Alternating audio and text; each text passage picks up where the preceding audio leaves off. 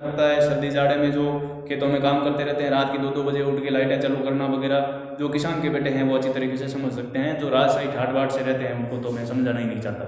तो दोस्तों, जो वास्तव में इस बार ये सुनहरा अवसर है, रीट की भर्ती निकल चुकी है, जल्दी आवेदन मांगे जाएंगे। तो जिनको सक्सेस प्राप्त करनी है वो इस तरीके से फॉलो करें, भाषा का चुनाव करें और डट जाएं पढ़ाई पर, तो आपका सिलेक्शन संभव है। माता पिता के जो आंखें आपकी और जो उनकी आशाएं हैं, निगाहें आशा से भरी हुई, उनको ध्यान में रखें और अध्ययन करें, कठोर परिश्रम करें। जैसे वो माता पिता कठिन परिश्रम करके आपको पढ़ा लिखा रहे हैं, तो उनकी आशा पर खरे उतरें, उनकी उम्मीदों को पूरा करें। दोस्तों, माता पिता को ध्यान में रखते हुए यदि गहन अध्ययन करेंगे तो आपको कोई भी नहीं रोक सकता सफल होने से।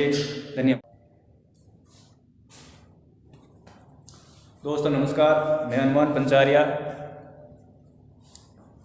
आप सभी का यूट्यूब चैनल पर हार्दिक स्वागत है। आज हम बात करने जा रहे हैं रीट लेवल प्रथम, जो अभी रीट की भर्ती निकली है, जिसके आवेदन पत्र आपसे जल्दी ही मांग लिए जाएंगे। तो निसंदेह आप सभी लोगों ने बिना समय गंवाए तैयारियां शुरू कर दी होगी। जो पढ़ने वाले हैं वो तो शुरू करते ही हैं। तो आज हम रीट लेवल प्रथम वालों के लिए कुछ विशेष बात करने जा रहे हैं जो सभी को ध्यान में रखनी चाहिए।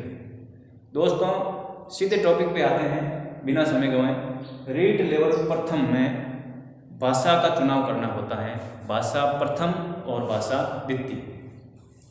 3 भाषा हमारे पास होती हैं विकल्प में, भाषा हिंदी, भाषा अंग्रेजी और भाषा संस्कृत। संस्कृत भाषा में 30 में से 28 नंबर कैसे लाने हैं ये मैं आपको बता दूँ।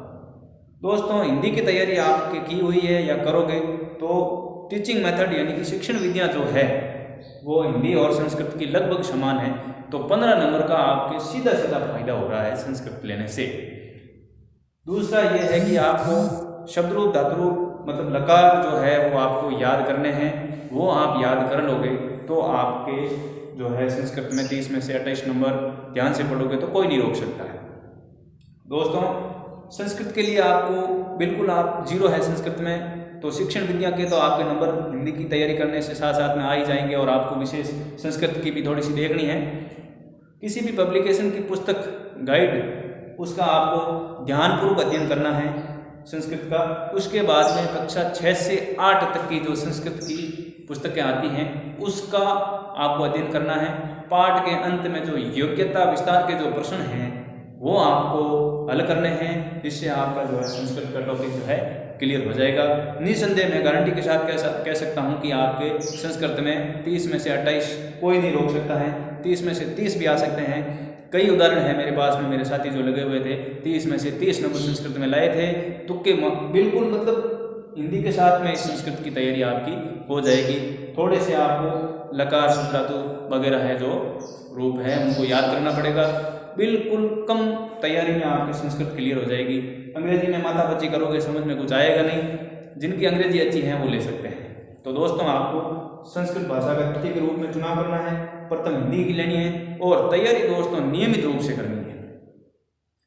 आप कक्षा 6 से 8 की पुस्तकें सीधे डायरेक्ट मत पढ़ना, पहले किसी भी गाइड से उसको समझना, फिर बाद में 6 से 8 तक की जो पुस्तकें हैं उसका अध्ययन शुरू करना है। आपको किसी भी पुस्तक को पढ़ करके रखना नहीं है, जब तक परीक्षा नहीं हो जाए तब तक उनको निरंतर पढ़ते रहना है। और जो टॉपिक दोस्तों कमज़ोर लगे आपको उसका बार बार अध्ययन करना है, बार बार उसको मिलाना है, देखना है, समझना है और हल करना है।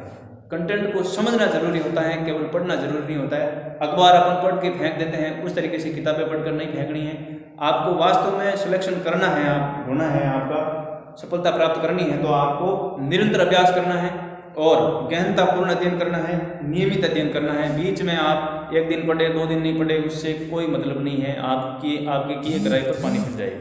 दोस्तों, आपको वाकई आपके माता पिता के सपने को साकार करना है तो आपको जी तोड़ मेहनत करनी है। मेहनत जो करते हैं वो कभी असफल नहीं होते हैं। और हमारे माता पिता किस तरीके से, आपको पता है कि हमें